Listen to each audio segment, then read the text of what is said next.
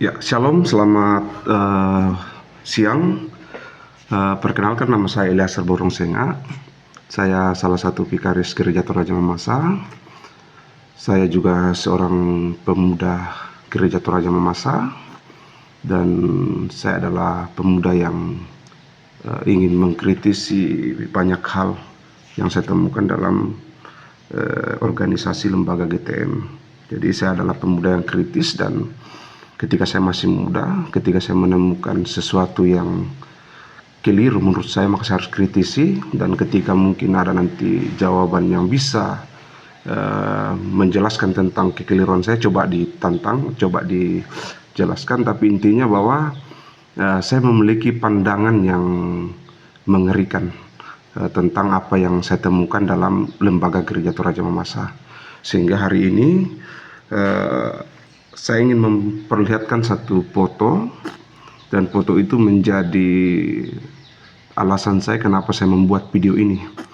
Jadi ini adalah foto yang dikirim oleh teman, dan saya juga sudah komunikasi ke Mamasa. Beberapa teman di sana saya tanyakan tentang bagaimana pandangannya mereka tentang ini, dan multitafsir banyak sekali.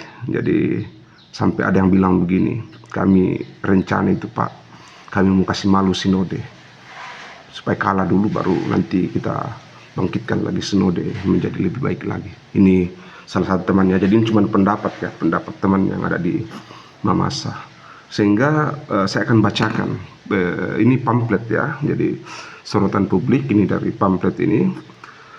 Satukan hati kita, sukseskan ibadah khusus dukungan dan pembekalan terhadap pasangan Robinson Paul Tarru dan David Bambalayuk sebagai warga GTM pada Pilkada Kabupaten Mamasa 2024. Kemudian 26 Oktober 2024, Aula BPS GTM. Kemudian di pojok atas itu ada logo Gereja Toraja Mamasa. Kemudian ke bawah lagi ada gambar foto Pendeta De Patola Pawa STH, itu Ketua Umum BPS GTM. Kemudian di sampingnya ada Pendeta Mahadaka Hakat STH, itu Sekretaris Umum BPS GTM. Kemudian di bawahnya ada foto paslon, itu Robinson Paul Tarru, itu warga GTM, dan Penatua David Pembalayuk, warga GTM. Jadi karena adanya foto ini atau pamflet ini, akhirnya saya ingin mengomentari secara garis besarnya dengan menyertakan satu hasil keputusan Gereja Toraja Mamasa. Itu saya minta di teman, dia kirimkan. Itu ada kumpulan pandangan Gereja Toraja Mamasa ini mengenai politik ya. Jadi ini mengenai politik, dan akhirnya saya ingin mengomentari foto ini. Yang pertama, dikatakan dalam kumpulan keputusan itu bahwa Gereja Toraja Mamasa adalah buah karya Roh Kudus. Jadi kalau kita artikan bahwa lembaga ini memang dengan penyertaan Allah. Jadi betul-betul dia ada karena penyertaan Allah. Itu yang ingin ditegaskan. Kemudian dalam tugas dan panggilannya untuk hadir di tengah dunia ini sebagai teladan atau sebagai gambaran orang percaya untuk memperlihatkan yang namanya tugas prinsip iman tripanggilan gereja, yaitu bersaksi, bersekutu, melayani sebagai warga Gereja Toraja Mamasa yang taat. Jadi itu landasannya ya. Jadi tripanggilan gereja sebenarnya ini harus dipahami bahwa ini berbicara tentang kekuasaan rohani, bukan duniawi. Ini kekuasaan rohani ya, bukan duniawi. Jadi ini makanya gambar ini kalau saya lihat ya, ini perhatikan gambar ini. Saya secara pribadi ketika melihat gambar ini, yang terlintas di pikiran saya adalah politik praktis. Ya ini, jadi di mana diikut sertakan logo GTM. Kemudian ini sudah hampir seperti partai politik ya. Dan walaupun ini multi tafsir, tapi jujur saja saya sebagai orang yang senang juga ikuti perdebatan politik. Kalau sudah seperti ini sudah politik praktis ini, tapi ya multi tafsir itu masih ini. Jadi saya perlu jelaskan secara rinci bahwa penyertaan logo GTM ini bukan main-main sebenarnya. Ini sakral sekali. Bahkan kalau istilahnya, kalau kita mau artikan ini, kalau sudah dimenyertakan logo, sama dengan mengikut sertakan seluruh sumber daya dalam sebuah lembaga, terutama seluruh anggota. Ini harus dipahami ini. Nah, saya telepon teman kemarin dari Jawa warga GTM, dia bilang kami tidak pilih itu. Bahkan itu saya cerita tadi, bilang bahkan mereka rencana itu mau kasih kalah semua yang diusung oleh Sinode. Ini, jadi ini bukan ini saya sudah komunikasi dan akhirnya saya komentari. Makanya penyertaan logo itu tidak semudah itu. Nah, setahu saya selama ini yang saya temukan yang ada kata dukungan, ada logo dipasang dari situ biasanya cuma partai politik. Saya barusan dapat di dalam bentuk GTM yang seorang paslon dipasangi logo GTM. Ini bahaya ya. Maksudnya dalam tanda kutip ini paslon yang baru mau mencalon, dan itu yang kalau saya lihat ini sampai foto ketua di situ ya. Jadi mengerikan. Jadi sudah tanda tanya. Kemudian di bagian Romawi 2 poin 3 ya. Sebenarnya situ ada pembagian politik antara pemahaman GTM tentang politik ya. Itu ada pertama itu politik kepartean. Jadi dia membagi dua, pertama politik kepartean, di mana dia berbicara tentang kampanye dan dukungan dan partai politik. Nah, ketika melihat ini, ada kata dukungan, ada ajakan ya. Nih, satukan hati kita, sukseskan, ajakan. Jadi kemudian ada logo GTM di atas. Secara tidak langsung, ini kayak saya jujur mau bilang ini mungkin multitafsir, tapi mungkin kasar kalau saya bilang ini sudah politik praktis. Saya justru melihat ini seperti gambar apa istilahnya, kayak kita mau menyamakan GTM ini dengan partai politik. Ini mengerikan ya. Jadi saya sampai tidak pikir kenapa bisa begini. Kemudian yang kedua adalah politik non kepartaian. Jadi politik kepartaian ini tidak untuk memperoleh kekuasaan, tapi menolong atau membantu pemerintah dalam tugas tanggung jawab. Ini politik non kepartaian. Jadi segala sesuatu yang bisa gereja bantu untuk pemerintah, mereka akan lakukan untuk bangsa ini atau negara ini atau daerah yang ditempati. Jadi ini politik non kepartaian. Dan dia bukan berbicara tentang pasangan calon. Ini politik non. Nah, saya sempat diskusi dengan teman-teman. Mereka bilang ini bukan politik, ini politik non partai.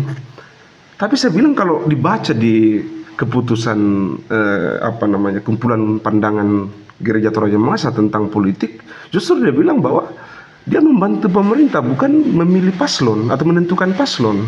Ini sudah menentukan paslon ini. Saya tahu saya ada 3 paslon, dan ini cuma 2. Gitu.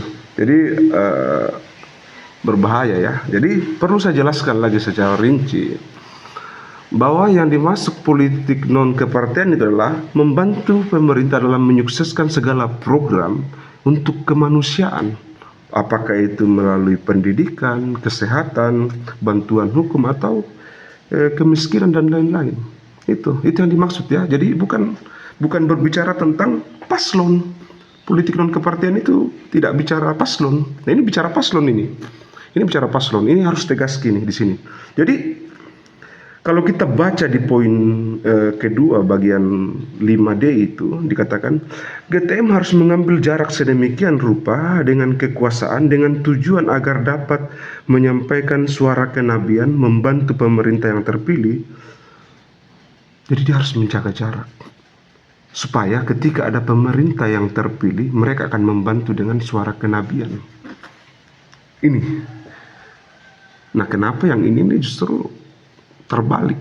Ini justru paslonnya. Saya tidak memihak salah satu paslonnya. Saya kasih tahu, saya warga Gereja Toraja Mamasa yang di luar Mamasa, dan saya cuma ingin mengkritisi kebijakan yang diambil atau keputusannya sebagai pemuda yang kritis. Jadi saya sebagai warga Gereja Toraja Mamasa yang kritis, itu ya. Kemudian, jadi di bawahnya lagi kita bagian Romawi 2 bagian 5 poin 5 bagian G. Gereja menolak segala bentuk diskriminasi dalam masyarakat GTM, terbuka untuk semua manusia dari berbagai latar belakang. GTM tidak mengotak-ngotakkan manusia, baik itu agama, ras, suku, umur, dan jenis kelamin. Itu ya. Jadi saya berdebat dengan teman di grup Pikaris, lalu akhirnya dia kirimkan saya satu alasan kenapa ada putusan ini. Keputusan tahun 2024 ya, ini tahun ini, baru-baru ini sidang majelis sinode tahunan GTM tahun 2024. Dia kirimkan begini, jadi saya bacakan ya supaya kita lebih bisa memihak. Berdasarkan pandangan GTM tentang politik, maka bagian A, pejabat gereja, pendeta, penuntut, diaken tidak terlibat membagi-bagikan uang atau natura yang dijadikan sebagai alat pemenangan paslon dalam pemilihan 2024. Kemudian yang berikut, mendorong warga GTM menggunakan hak pilihnya dalam pemilihan 2024. Bagian C, mendukung warga GTM yang ikut dalam kontestasi pemilu 2024 dalam bentuk dukungan doa, pembekalan kepada calon, dan pemutusan kepada warga GTM yang boleh dipilih oleh PPMS. Jadi ini alasan dasarnya kenapa akhirnya ada foto ini. Tapi ini satu ya, saya koreksi keras lagi nih. Ketika ini menjadi rujukan, ini multitafsir. Seharusnya kalau memang kita ingin membuat satu keputusan yang memang tujuannya untuk kepentingan warga Gereja Toraja Mamasa, maka seharusnya ada kriteria yang menjadi landasan dasar untuk melakukan pembinaan untuk paslonnya, untuk yang mau terjun dalam dunia politik. Nah, kalau kita berbicara bahwa kriterianya adalah warga GTM, maka pandangan politik pada poin Romawi 2 poin 5 bagian G, gereja menolak segala bentuk diskriminasi dalam masyarakat GTM. Ini ya, GTM terbuka untuk semua manusia dari berbagai latar belakang. GTM tidak mengotakkan manusia, baik agama, ras, suku, umur, dan jenis kelamin. Kalau landasan tadi untuk memilih calon, lalu memberikan pembinaan, dukungan doa, lalu ini jadi landasannya, maka secara tidak langsung poin atau bab atau Romawi 2 poin 5 bagian G ini sudah secara tidak langsung digugurkan oleh pandangan ini atau pandangan tadi itu yang 2024. Itu secara tidak langsung digugurkan. Makanya saya heran kenapa aturan yang dibuat itu kontradiksi sekali dengan aturan yang lain. Tidak dibaca itu aturan, baru dibuat aturan di atasnya lagi. Artinya apa? Aturan yang dibuat itu jangan sampai timpang tindih. Ini timpang tindih ini. Satu, tidak ada pengotakan. Satu, ternyata dia batasi warga GTM. Apakah itu bukan pengotakan? Nah, perlu dipahami tadi di sini kita mengatakan bahwa gereja terbuka dan menjaga jarak. Artinya apa? Pemerintah yang manapun yang terpilih, GTM akan muncul sebagai orang yang membawa suara kenabian untuk bagaimana membantu menyukseskan program pemerintah untuk kepentingan negara, kepentingan warga gereja, kepentingan daerah, dan seterusnya. Ini kontradiksi ya. Sama juga dengan ini. Satu lagi, ini kata penatua ini, PNT. Kalau kita baca di Romawi 4 poin 1 itu, pejabat gereja yang hendak turun dalam dunia politik harus melepaskan jabatan gerejawi sebagai pejabat gereja dan dalam tugasnya, supaya sebagai jabat gereja dan tugas sebagai pelaku politik. Jadi supaya dia bisa fokus sebagai pelaku politik, jadi harus tanggalkan dulu jabatan gerejawinya. Itu sudah dikatakan itu, ada BPMS GTM, BPMK GTM, dan BPMJ GTM. Jadi semua itu, dan siapa itu? Pendeta, penatua, diaken, dan itu tadi semua pengurus dari sinode, klasis, jemaat. Itu sudah diatur dalam kumpulan pandangan Gereja Torah Masa tentang politik. Nah ini tuh, ketika masih ditaruh kata sudah paslon dan masih dikasihkan tanda penatua di situ, bagaimana dengan itu?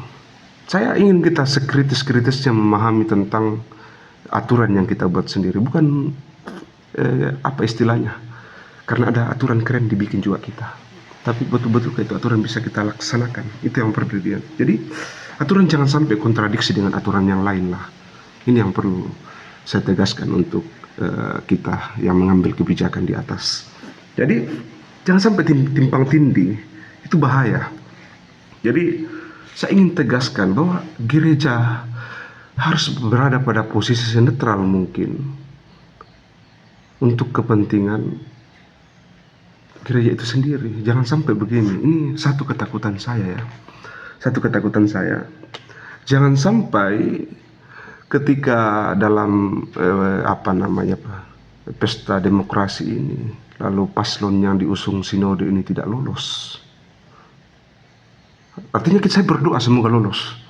Tapi kalau tidak lolos, mau taruh di mana lembaga yang tercinta ini? Mau ditaruh di mana mukanya kita sebagai warga GTM?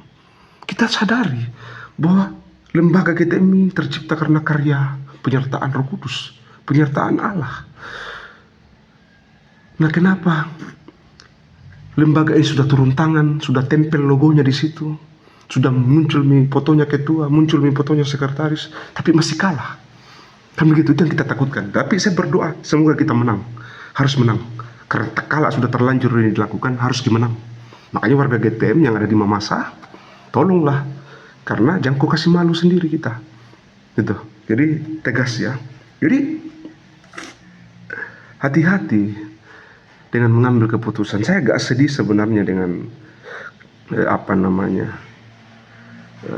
utusan-utusan yang dari klasis, yang diutus dari jemaat mewakili dan seterusnya, pendeta-pendeta yang dari jemaat yang pergi ke sidang lalu tidak teliti dengan ini. Saya sempat kemarin berdebat di grup pemuda.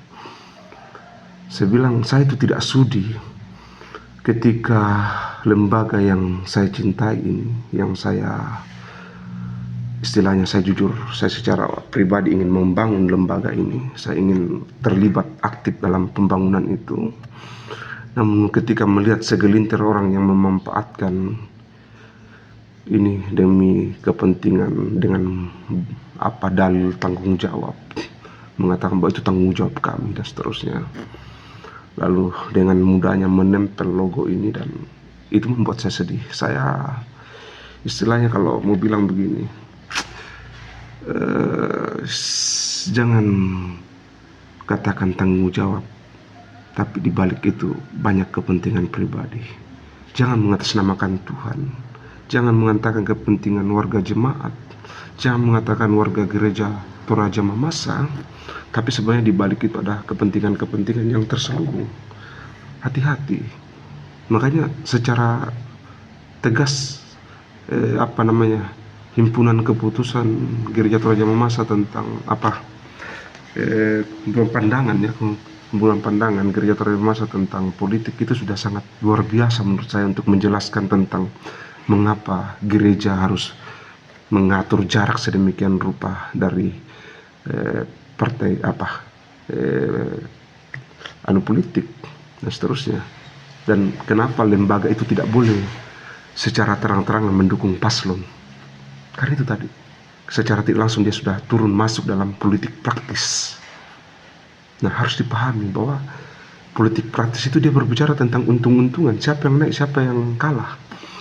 Nah, kalau lembaga gereja yang kita imani sebagai bentuk karya Roh Kudus, yang istilahnya ketika kita meletakkan lembaga itu dalam bentuk dukungan paslon dan paslon itu kalah, mau ditaruh di mana lembaga ini? Bahkan orang bisa bilang begini, bahasa kasarnya, ini mohon maaf ini saya orang jujur, jadi saya terang-terangan saja. Bahasa kasarnya begini, masa sudah ada gereja di situ masih kalah? Masa sudah ada lembaga sinode yang di situ dukung masih kalah? Dan secara tidak langsung orang akan menghina Tuhan kita, walaupun tidak langsung dia katakan Tuhannya lemah. Itu. Dan itu yang saya hindari. Nah makanya para utusan dari jemaat, dari klasis ke sinode itu tegas. Harus bawa itu suara-suara akar rumput. Jangan suara kepentingan, serius. Saya dari kemarin ketika saya bicara, ketika ada utusan dari sinode, saya keras bicara. Saya katakan, tolong Pak, ini teman-teman atau ini orang-orang pengambil kebijakan di sinode, tolong jangan terlalu percaya itu utusan klasis. Karena kebanyakan mereka itu datang pergi itu cuma formalitas. Tapi coba langsung dengarkan suara akar rumput. Bagaimana perasaannya mereka melihat lembaga kita ini. Bagaimana kepercayaan mereka sudah meredup. Ini yang harus dibangun lagi sama GTM. Bagaimana lembaga ini bisa membangun kepercayaan antara warganya dengan lembaganya. Itu lagi. Jadi lembaga ini harus dipercaya oleh jemaatnya, oleh warganya. Itu. Jadi itu satu kerinduan saya sebenarnya. Saya ingin supaya lembaga ini kembali dipercaya 100%.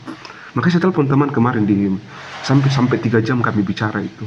Saya bilang, bagaimana pandanganmu tentang ini? Sampai dia bilang bahwa kami tidak percaya. Bahkan dia bilang, ya paling bagus kalau kalah supaya bisa ditata ulang ini GTM. Wah ini keras ya. Ini orang di Mama Salah yang bilang, saya temanku tuh, saya telepon sendiri. Ini dalam bentuk diskusi, kami diskusi. Jadi agak sedih ketika keputusan-keputusan yang diambil di atas itu tidak bijaksana. Lalu akhirnya yang menuju pada suatu keadaan yang istilahnya multitafsir dan membahayakan. Jadi semoga, ini satu harapan saya semoga bukan orang sinode yang bikin barang. Saya berharap bukan orang sinode yang bikin, karena kapan orang sinode maka saya sangat kecewa. Jadi semoga orang yang membuat ini segera ditemukan dan setidaknya meminta maaf atas apa yang dia bikin ini.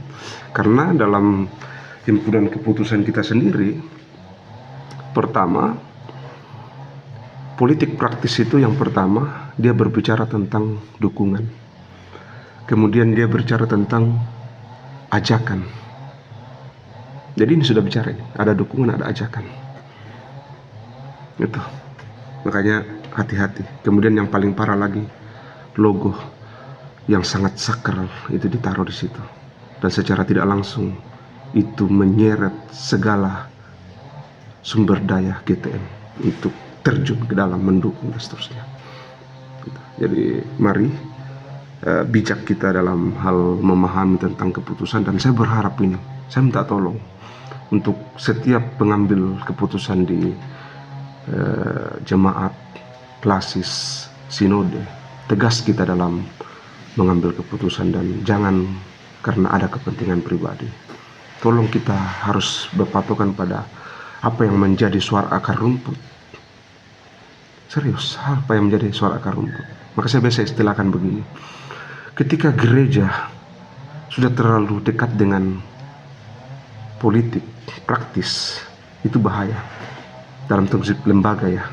Tapi kalau pribadinya tidak apa-apa.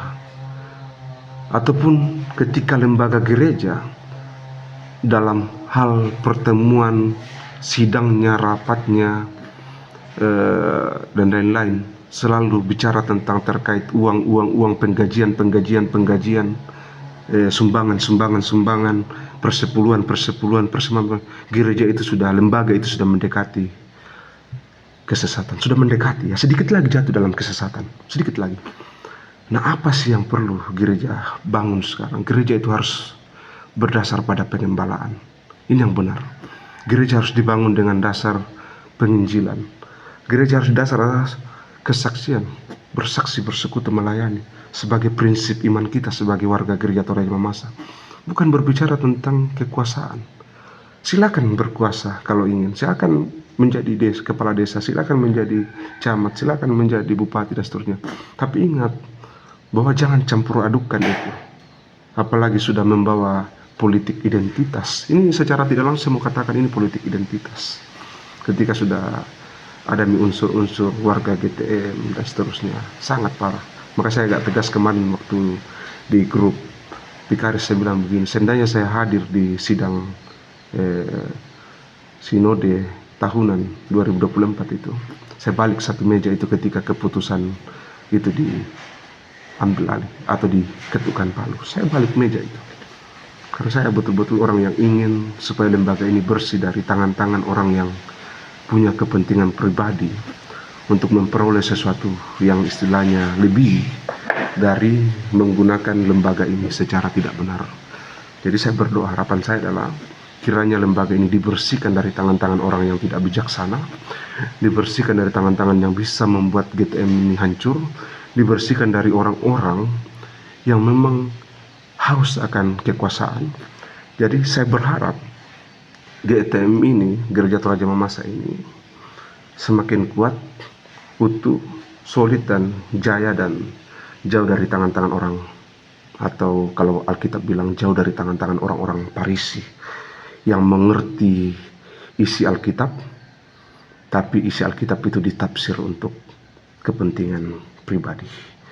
Seperti itu. Jadi kelihatan beriman, tapi ternyata tujuannya adalah memperkaya diri. Gitu. Jadi ini bukan saya cuma berbicara dalam konsep praduga tak bersalah, dalam konsep hukum, di mana kita mencurigai tapi saya tidak mau menuduh. Dan ketika mungkin ada dari pendeta-pendeta Gereja Toraja Mamasa yang ingin klarifikasi atau ingin mendebat tentang video saya ini, silakan, karena ini bentuk curhatan seorang warga Gereja Toraja Mamasa yang kecewa dengan keputusan-keputusan yang diambil oleh pengambil keputusan di atas, yang menurut saya sangat tidak bijak, sangat tidak berkompeten. Bahkan saya bilang, jadilah seorang hamba Tuhan yang baik saja, tidak usah ikut campur itu duniawi kalau kalian tidak punya besik di situ. Bahaya memang. Kita seakan-akan mengerti politik, kita seakan-akan, tapi kita tidak mengerti bahwa hancurnya bait suci, baik bait suci pertama, bait suci kedua, itu karena politik. Kalau kita belajar sejarah bait suci, makanya hati-hati. Dan hancurnya bait suci juga itu karena pertama kepentingan uang, materi. Bait suci pertama, bait suci kedua, itu sejarahnya. Walaupun banyak bilang itu perang dan seterusnya, tidak. Dalami, pahami semua sejarahnya, baru kita akan mengerti. Dan sama dengan Protestan dengan Katolik, atau Ortodoks dengan Katolik, Gereja Barat, Gereja Timur, semua itu politik. Gitu. Jadi mari kita bersihkan lembaga kita ini dari tangan-tangan orang yang menggunakannya secara tidak bijaksana untuk kepentingan pribadi atau untuk kepentingan golongan. Karena ingat, lembaga ini adalah hasil karya Roh Kudus. Lembaga ini adalah penyertaan Allah, disertai oleh Allah. Dan jangan membuat hal-hal yang istilahnya berbau duniawi, yang dapat membuat lembaga yang kita cinta ini tercoreng namanya. Itu. Jadi terima kasih yang sudah menyimak, dan saya berharap kalaupun ingin dikomentari, silakan dikomentari, karena ini bentuk pandangan pribadi dan bentuk kekecewaan pribadi yang saya buat dalam bentuk video, karena saya kecewa dengan apa yang saya lihat dan apa yang saya dengar. Itu. Jadi kalau ada memang penjelasan-penjelasan yang lain, silakan ditambahkan, tapi saya ingin membawa ini dalam bentuk diskusi sebagai gambaran bahwa kita adalah orang yang kritis, yang betul-betul terpanggil dan bukan untuk mencari pekerjaan. Itu. Kiranya Tuhan memberkati kita semua. Doa terbaik untuk GTM, dan kiranya semua hamba-hamba Tuhan yang ada di Gereja Toraja Mamasa yang sudah mengambil keputusan yang menurut saya keliru ini segera revisi ulang. Saya ingin direvisi ini. Saya jujur secara pribadi ini ditinjau kembali supaya tidak ada kekeliruan seperti itu ya. Jadi mungkin itu saja, kiranya Tuhan memberkati kita semua. Shalom, selamat siang, Tuhan Yesus memberkati kita semua. Amin.